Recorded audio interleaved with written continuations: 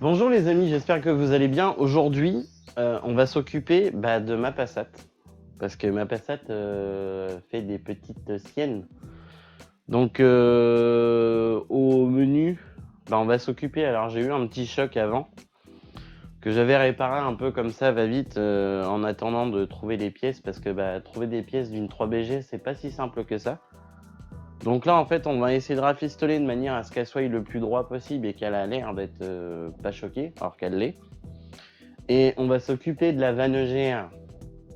Parce que, comme tu le sais, je l'ai déjà dit dans une autre vidéo, elle me fait des petites siennes de temps à autre. En fait, elle a tendance à couper. Alors, ça vient pas de la vanne EGR, ça vient principalement d'un capteur de suralimentation que je te montrerai parce qu'il est en défaut, donc c'est à cause de lui. Mais je me suis aperçu en démontant de 2-3 petites choses où vous serez amené, si vous en avez une, à avoir le même problème que moi. Et pour ça, je vous montre tout en vidéo. C'est parti.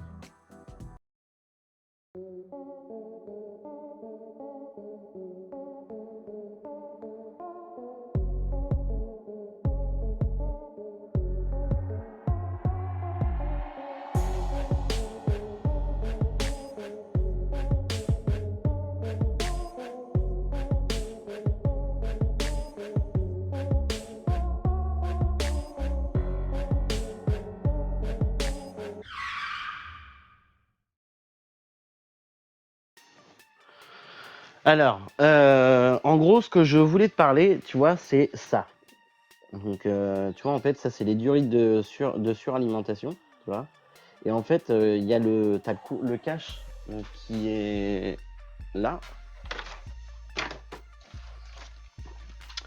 T'as ce cache-là qui est posé dessus. Alors oui, fais pas attention aux craquelures, c'est parce que l'ancien propriétaire avait tout peint en orange et moi j'ai repeint en noir en ponçant à la va-vite parce que j'avais pas trop le temps. Et avec la chaleur du moteur, ça a recraqué. Ça sera refait d'ici peu, mais pour le moment, c'est pas ma priorité. Donc, comme je te disais, en fait, tu as ce cache-là qui vient, lui, se poser ici. Donc, il vient se poser sur cette tétine-là. La vis vient là et l'autre vient ici, tu vois. Et en fait, à force que le moteur tourne, ça crée des vibrations et ça bouffe les durites. Donc, il y a là et puis il y a un petit peu là. Bon, ça, c'est un peu de ma faute parce que j'avais mis un petit Colson pour bien tenir le tout et je l'ai pas assez serré. De plus, la maladie du TDI 130. Donc ça, c'est le moteur AWX, 230 chevaux. Voilà, tu vois, ça se feinte l'huile comme il n'y a pas au niveau de la vanne EGR. Ils ont tous ce problème-là. C'est pas que la mienne, ils ont tous ce problème-là. Donc ça va être, tu vois, je vais faire un beau petit nettoyage. Donc on va démonter la vanne EGR pour pouvoir y faire un nettoyage. Je vais te montrer comment on fait. Alors forcément, il va falloir enlever cette durite-là qui part jusqu'à de l'autre côté. Tu vois, elle fait tout le tour comme ça, il va falloir la sortir.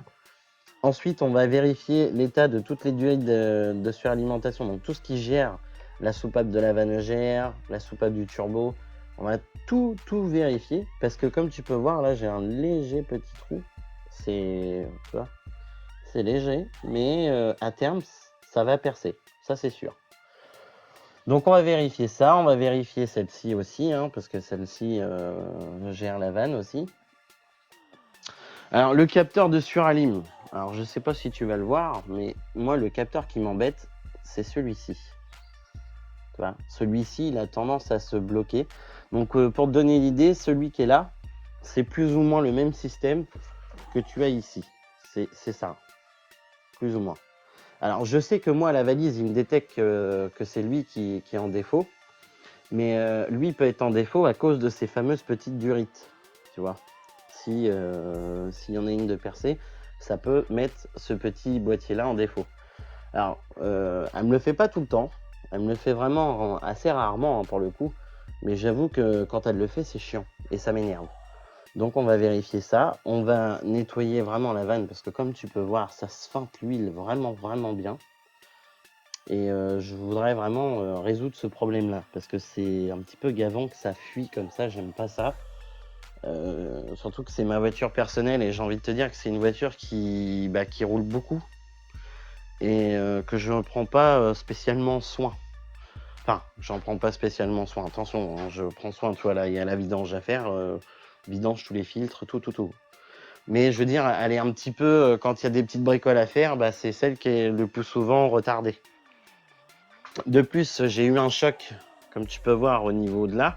J'ai tapé une voiture et en fait, ça m'a explosé le pare-choc ici, tu vois. Le pare-choc est fendu en deux ici. La plaque, forcément, on a pris un coup, hein, forcément.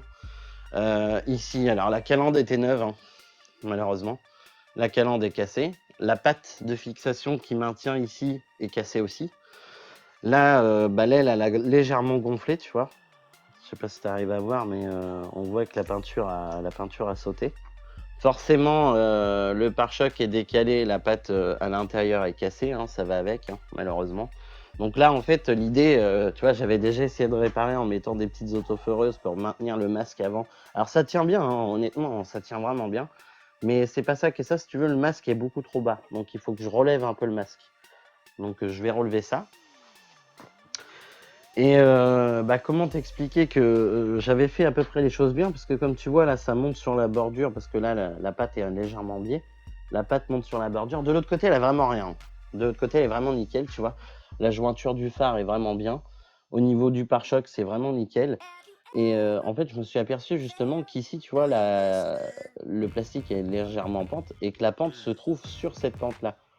Donc moi, en fait, j'ai vissé mes autoforeuses sur la pente-là, mais sur la pente de l'aile. Donc normalement, je suis à peu près à la même hauteur. Normalement, je précise normalement. Donc je sais pas si je vais y toucher. On va voir vraiment ce que ça donne si parce que j'ai l'impression que le bout de l'aile là, tu vois, il est légèrement relevé par rapport à ici, tu vois, ça monte un peu, alors que là-bas, ça ne monte pas. Ça reste assez plat quand même. Donc on va voir ça. Ah oui, si tu fais attention, la boîte à air, va falloir que je vienne à la changer parce que elle a dû prendre un coup de chaud. L'ancien propriétaire a dû, alors pas l'ancien, pas celui à qui je l'ai acheté parce que c'est moi qui l'entretenais, mais encore avant, c'est une voiture que je sais qu'elle avait tapé. Avant, elle avait tapé cette voiture-là et elle avait été refaite. De plus, je me suis aperçu, tu vois, alors ça, idem, c'est de ma faute, hein, c'est moi qui a pas fait le travail correctement. Tu vois la vis là, bah je l'ai pas resserrée. Et j'ai essayé de la resserrer là tout à l'heure, et en fait le filetage il est bouffé parce que le tampon anti-choc, bah il est poussé. Donc en fait il va falloir que je change le tampon anti-choc pour pouvoir changer cette vis. Parce que là le tampon il est vraiment plié. Il sert à ça de toute façon. En cas de choc, il sert à ça. Donc quand on la regarde un peu de devant, elle a un petit peu le nez un peu plus enfoncé par là que de l'autre côté, mais c'est léger, hein, ça se voit quasiment pas, hein, comme tu peux voir. C'est vraiment léger de chez léger. De plus, ici, j'ai un anti-brouillard qui ne fonctionne plus. Donc c'est pareil, ça va être à vérifier parce que oui, j'ai oublié de vous le préciser, c'est une voiture où moi je n'aime pas du tout les phares halogènes. Donc dans le plein phare qui se trouve ici, moi il y a une ampoule LED de 55 watts, une ampoule à LED qui me sert de plein phare. Ici, on est sur du xénon. Alors je préfère préciser, c'est que le xénon n'est pas autorisé parce qu'il est autorisé qu'à partir du moment où tu as les lave-phares sur le pare-choc. Tu vois, moi, elle n'en est pas munie, donc de base, en fait, quand je passe au contrôle, ça passe pas. Donc, je le dis quand même, hein, c'est chose à savoir, c'est que si tu veux installer des xénons sur ta voiture, sache que au contrôle technique, c'est refusé. Parce que d'origine, elle n'est pas munie de lave-phares. Ou alors, si tu as la chance de trouver la même avec les lave-phares intégrés, bah, tu y mets le système de lave-phares, comme ça, au moins, ils pourront rien te dire. De plus, donc comme je disais, moi quand elle a tapé la grille en dessous a sauté, celle du milieu aussi. Elle a été râpée parce que j'ai roulé dessus en plus. Donc là on va regarder pourquoi lui ne fonctionne pas. Alors l'anti-brouillard là fonctionne très bien, hein. Mais par contre il va falloir c'est que je règle ce problème là. Donc là dans un premier temps, je te fais pas une vidéo sur le fait de la redresser. Je vais déjà commencer tout de suite par y redresser un peu la couenne. Remettre mon phare qui se trouve ici, tu vois. Alors les pattes, toutes les pattes ont pété, tu vois, toutes les pattes ont cassé. Je les ai enlevées parce que tu vois d'origine c'est des pattes un peu comme ça et qui viennent se placer dans ce style-là, tu vois. Voilà. Donc moi en fait, comme c'est pété, je vais pas recoller parce que je sais que ça va pas tenir. Donc, je vais voir, hein, mais ça tiendra pas. Ce que je vais faire, c'est le même principe que j'ai fait pour le masque avant. En fait, je vais utiliser les pattes qui sont pas cassées pour les fixer sur le masque, tu vois, ici, parce qu'ils ils dépassent un peu sur ce masque, sur cette partie-là, et je vais le maintenir avec des autoforeuses. Alors oui, ça fait pas très propre, je sais, tu vas me critiquer comme il n'y a pas sur les commentaires, je sais que ça fait pas propre, mais le problème, c'est que trouve une Passat comme ça en casse, et puis on en reparlera. Parce que honnêtement, trouver cette voiture-là dans une casse automobile, c'est mission impossible. La plupart, ils roulent, même s'ils ont 400 000 km. Voilà, les gens, ils les mettent pas en casse. Et le peu qui en ont, bah, ils les vendent à un prix mais de malade, tu vois. Genre le masque avant, là, si tu arrives à le trouver sur Internet, t'es pas loin d'être 200 balles, tu vois. Pour un truc d'occasion, ça fait un peu cher. Et donc moi, en fait, pour le moment, je vais tout simplement procéder à un remplacement, une réparation sadique, on va dire. Mais au moins qui va être propre, parce qu'une fois que le capot sera fermé, tu le verras pas et tu auras l'impression qu'elle n'a pas choqué. Moi, ça, c'est mon but, tu vois, que je voie les vis d'autofeureuse. Moi, quand j'ouvre le capot pour faire ma mécanique, ça, je m'en fous, c'est ma bagnole. J'en ai rien à péter. Si tu as pu faire attention, elle n'est pas munie des phares d'origine, elle a du Angelis avec le petit anneau façon BM. Honnêtement, je vous les recommande pas. Hein. C'est pas moi qui les ai achetés. Quand j'ai acheté la voiture, ils étaient déjà dessus. Pareil, au niveau des phares, je voulais les remplacer en mettre des origines, sauf que ça coûte un bras. Les gens, on te vend ça, les 2 phares, 120 €. Je trouve que c'est abusé. C'est abusé. En neuf, on n'en parle même pas, hein, c'est hyper cher. Donc, en fait, j'ai laissé ceux-là. Alors, pourquoi je vous les recommande pas? Parce qu'à cause de la loupe, tu vois, quand tu mets du xénon dedans, elle éclaire pas. En plein phare, c'est un lampadaire de ouf. Mais alors en code, c'est une misère. Hein. Ça éclaire vraiment rien. De plus, ce phare-là, tiens, il y a un caillou dans le phare. Je sais pas ce qu'il fout là, lui. Enfin bref, on va l'enlever. De plus, le système de motorisation qui gère, enfin le système, tu vois, de réglage est complètement pété, tu vois. Donc il va falloir que je trouve un système pareil pour caler parce que tout est pété hein, dessus. Et ça, c'est à cause du choc. Hein. Donc il va falloir que je trouve un système pour pouvoir bloquer le système de phare de manière à avoir un réglage de phare plus ou moins bien. Et puis je jouerai tout bêtement avec le réglage ici. Je jouerai plus ou moins avec le réglage ici, tu sais, pour pouvoir lui donner la bonne inclinaison et puis qu'on aille à peu près la même hauteur. Je dis bien à peu près parce que c'est légèrement plus haut que celui-ci d'origine. Parce que ce côté-là éclaire toujours les panneaux. Donc il est légèrement plus haut. C'est vraiment léger. Hein. Mais je voudrais essayer de retrouver à peu près la même chose. Donc tu vois là, je redresse ça. Et après on attaque tout de suite sur la vanne GR. Et ça, les amis, je vous le dis, ça va être une partie de plaisir. Parce que honnêtement, je l'ai fait sur la Passat qui est passée sur la chaîne. Alors je te mettrai juste au-dessus, ici, l'affiche avec la vidéo de la Passat où on avait fait le remplacement des comment dirais-je, des cardans. On avait fait les freins dessus aussi. Voilà, on avait fait cette opération-là, que je vais faire sur celle-ci. Je l'avais pas filmé et on me l'a beaucoup demandé pour pouvoir les remettre parce que justement, il y en a qui n'ont pas eu la chance, qui savent pas comment le démonter. Donc voilà, je vous fais une petite vidéo sur la mienne parce que déjà quand je vois ça, tu vois, ça me dégoûte. Donc on va nettoyer ça. La baie moteur est vraiment relativement sale, mais bon, voilà, c'est une voiture. Mon lieu de travail est en plein dans une plaine. On a des rafales de vent, des moments où toute la poussière, parce qu'il y a un champ juste en face, où toute la poussière de terre est embarquée puis se retrouve dans nos bagnoles. Hein. Donc oui, elle est pas super propre, mais voilà, on n'oublie pas quand même que c'est une voiture qui m'emmène travailler et qui m'emmène en vacances, en plus du Touran. Hein. Qui d'ailleurs, le Touran, je vais en venir tout de suite sur le Touran, parce que voilà, il a eu une petite panne toute bête. Et pour le coup, qui est plus ou moins de ma faute. Donc je vous montre ça tout de suite. C'est parti les amis. Alors pour le Touran, en fait ce qui s'est passé, je te remets le lien juste ici au-dessus dans la vidéo là. On avait fait le récepteur d'embrayage avec sa purge. Voilà. En fait ce qui s'est passé, tu vois, c'est qu'à un moment donné, quand tu vas dans la fin de vidéo, il y a le bêtisier. Quand j'ai fait la purge, j'ai mal clippé la durite. Et en fait, ça a explosé du liquide de frein un peu partout. Sauf que le problème du liquide de frein, les amis, c'est comme je vous l'ai toujours dit, ça bouffe tout. Et en fait, ça a carrément bouffé la durite, ça fait gonfler la durite, tu vois. La durite, elle a eu une hernie, elle a gonflé et elle a carrément pété. Qui fait que, puis là, je peux te dire que la durite, comme tu peux voir, regarde, elle est hyper molle, toute collante. Elle est bouffée, quoi, elle est morte. Donc là, pareil, dans le même principe, parce que ça arrivait un dimanche, donc la voiture, on en a besoin. Hein. Donc là, j'oblige. Hein. J'ai, comme tu peux voir, coupé la durite. J'ai trouvé un manchon Audi Volkswagen, tu vois, où tu as la durite avec un raccord en plastique, tu vois. Je vais te mettre une petite photo. J'ai tout simplement coupé, puis j'ai réutilisé le raccord en plastique qu'il y a pour pouvoir rabouter comment dirais-je, la durite. J'ai mis des colliers et puis j'ai tout resserré. Pour le moment, ça fuit pas. La voiture monte pas en pression. Alors oui, je précise aussi que c'est une voiture qui a fait quand même 15 km sans eau.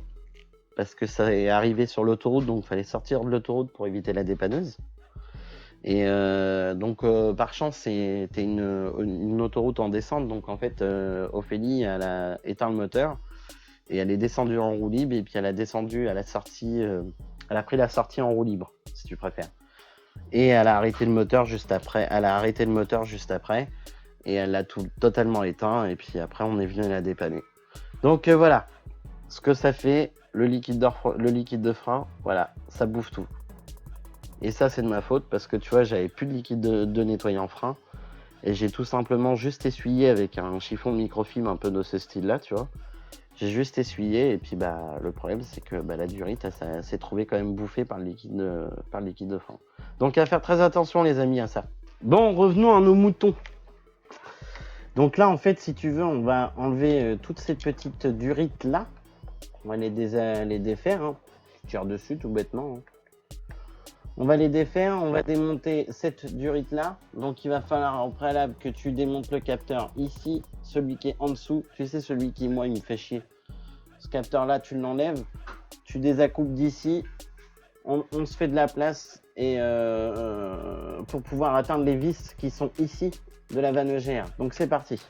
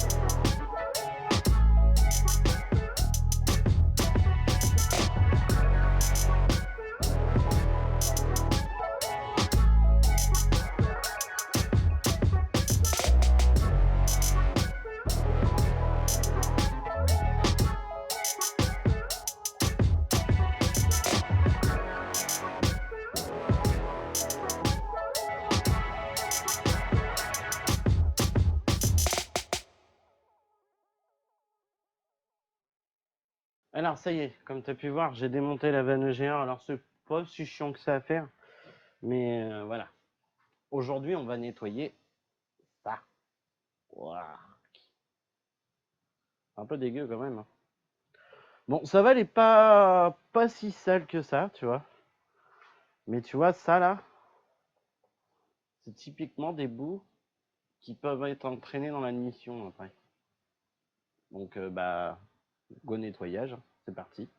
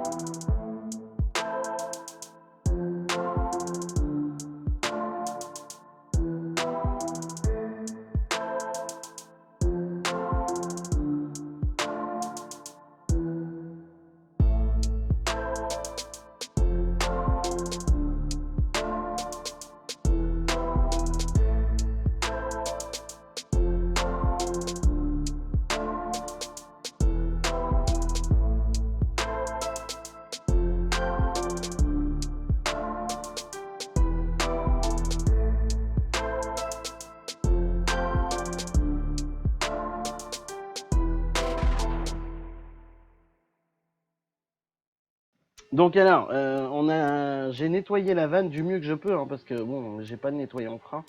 Donc comme tu peux voir, le clapet, là, il est beaucoup plus propre. De l'autre côté, c'est beaucoup plus propre aussi, tu vois. J'ai nettoyé aussi en même temps la petite durite qui va bien. Et puis je tiens quand même à te montrer tout ce qu'il y avait dans la vanne. Tu vois, donc ça en fait c'est de la calamine, hein. C'est du carbone. Tu vois, parce que c'est la combustion, parce que comme tu sais très bien, le gasoil est un carburant en composition chimique où tu as du CO2 dedans, si je dis pas de conneries, enfin bref, je suis pas très physicien. Mais en tout cas, tout ce que je sais, c'est que ce qui ressort à l'échappement, il y a du CO2, donc du carbone. Et bah, le carbone, bah, ça se forme sous ce qu'on appelle de la calamine, hein. Et bah, c'est ça qui bouche ta vanne EGR, tu vois. De plus, je te conseille aussi de vérifier la soupape. Parce que moi, en fait, elle a été grippée, elle a été bloquée. Et en fait, j'ai aspiré par ce tuyau-là assez fortement. Donc au départ, j'ai mis un petit coup de soufflette tout doucement parce que bah, ça aspire hein, d'ici, hein, ça souffle pas. Hein. J'ai mis un petit coup de soufflette pour déboucher un peu si c'était bouché. Et puis bah, après, j'ai aspiré avec ma bouche. Hein. Et puis la vanne fonctionne bien, là, elle fonctionne librement. Donc là, bah, on refait la manip inverse, tu vois. Donc je te conseille de ne pas remettre cette durite-là tout de suite. Parce que juste ici, tu as une vis qui va passer pile poil devant celle-ci. Et bah, si tu mets ce tuyau-là avec sa vis, bah, en fait, ça va te gêner pour enlever la vis qui est ici. Donc d'abord, tu remets ça, puis Ça y va bien, hein, t'as pas besoin de la remettre. Tu peux la remettre après, je veux dire. Donc là, bah, très simple. On commence d'abord par la vanne. Prends tes petites vis. Tu viens remettre ta petite vis à sa place.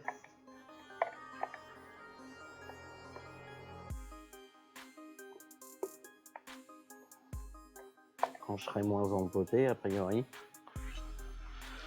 Où est-ce qu'elle est, ma douille? Merde. Qu'est-ce que j'en ai fait?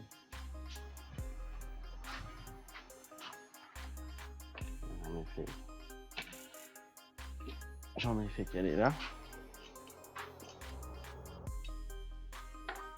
Ah, après, je cherche pas à ce qu'elle soit la plus propre du monde. Hein. Tu vois, moi, je cherche juste à la déboucher de manière à ce que ça m'évite de racheter une vanne, quoi, tu vois. Parce que le but, hein, quand même, du nettoyage d'une vanne EGR, c'est d'éviter de racheter la vanne. Hein. Sinon, ça ne sert à rien. Autant que tu en achètes une neuve et puis tu vas gagner ton temps. Bon, là, moi, j'ai fait le nettoyage, mais dis-toi que si toi, tu changes la vanne EGR, c'est exactement le même principe. Tu fais de la même manière. Tu démontes ta vanne EGR, moi je l'ai nettoyée, mais si toi t'en as une neuve, bah tu mets la neuve tout bêtement. Mais au prix que ça coûte. Parce que bon, une vanne EGR, c'est pas donné. Hein. Donc là, je remets mes petites vis. Alors je le serre à la main, hein, puis je viendrai les bloquer au cliquet après. Ah, puis il faut que j'aille chercher les deux vis qui sont tombées en dessous de la voiture aussi. C'est mieux, il paraît. Là, on va les remettre celle qui est la plus chiante. Donc la plus chiante, bah, c'est celle qui est en bas, hein, bien évidemment. Alors, tu fais bien attention à ton tuyau.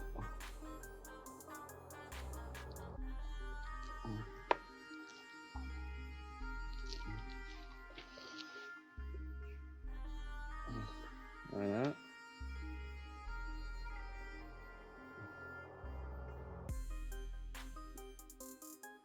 Là, tu vois, je fais le même principe. Et après, je vais les bloquer tout de suite au cliquet pour que ça soit bien prêt. Parce que après, on va les remettre la durite de GR qui va en dessous.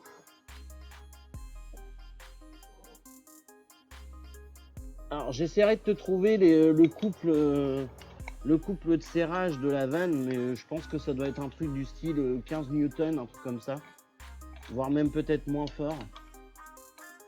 Alors je te conseille, moi j'ai pas changé le joint, je l'ai juste bien nettoyé. Ouais, il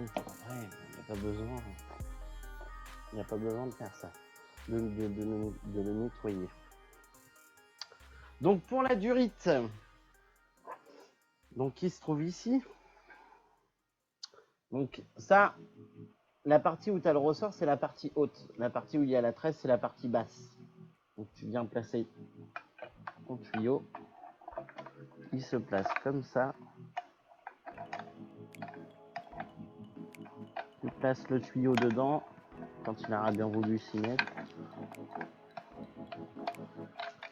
Voilà. Là, il y est. On vient y remettre les deux vis. La première, elle est là.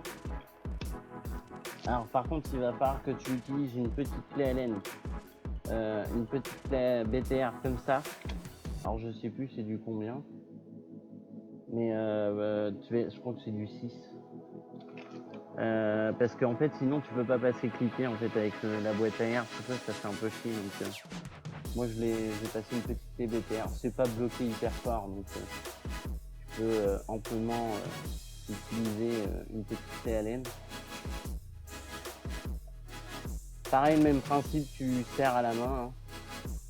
Tu viens bloquer après avec ta petite clé Allen. Donc ça y est, c'est remonté.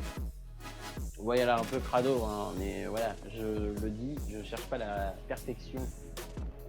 Qu'elle soit clean ou pas, ça reste une voiture où je vais au boulot avec, ou on va en vacances avec. Voilà, je fais pas des show cars avec, donc voilà.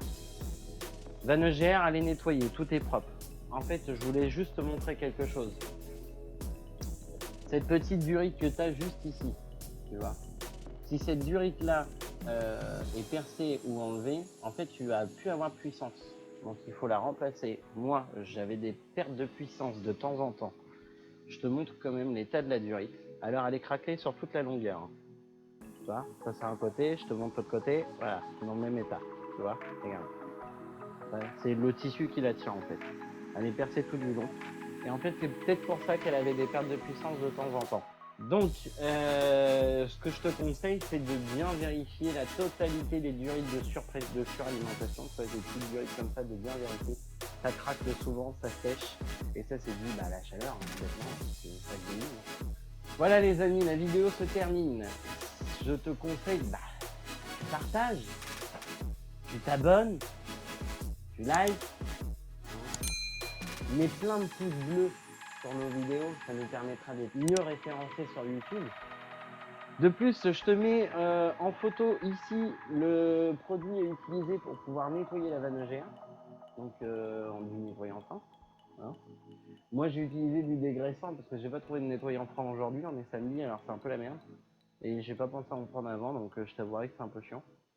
Je t'ai dit aussi que je te mettrai, encore une fois ici, que je te mettrai la photo de la durite que j'ai utilisée pour réparer la fuite du Touran, que je t'ai parlé en début de vidéo. Donc je te mets justement la durite ici pour que tu vois à quoi ça ressemble et grâce à comment j'ai fait moi pour pouvoir la réparer, parce que bon, si tu veux mettre deux bouts de caoutchouc ensemble avec un collier, ça tiendra jamais.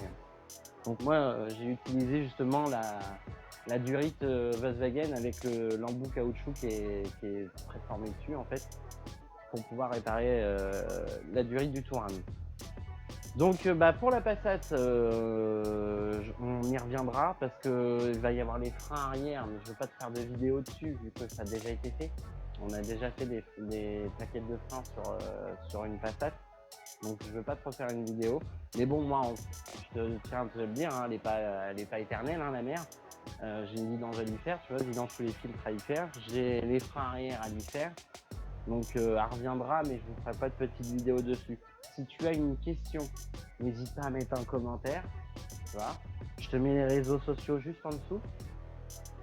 N'hésite pas aux commentaires, de manière, je réponds à tous les commentaires de toute façon. Donc dès que j'ai un commentaire, j'essaie d'y répondre dès que je peux. Si tu as des questions sur ce moteur-là, tu n'hésites pas. Je peux peut-être t'aider. Hein, je suis pas le meilleur, mais tu vois, hein, c'est moi qui la gère, c'est moi qui l'entretiens.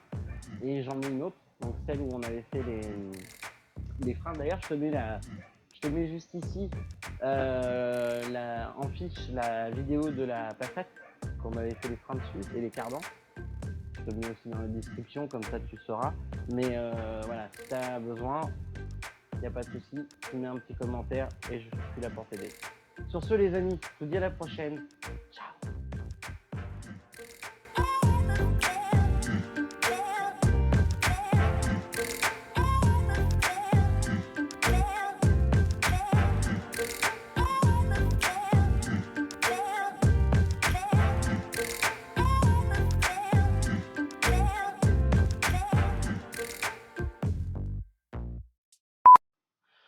Alors, comme tu peux voir, j'ai nettoyé la vanne.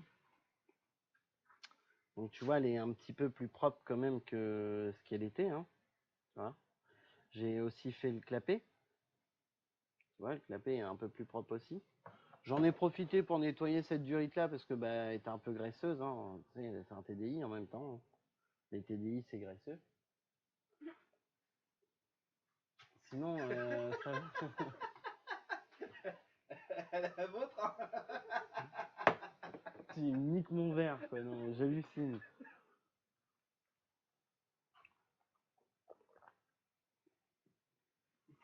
J'imagine qu'on va la reprendre. Reprenons.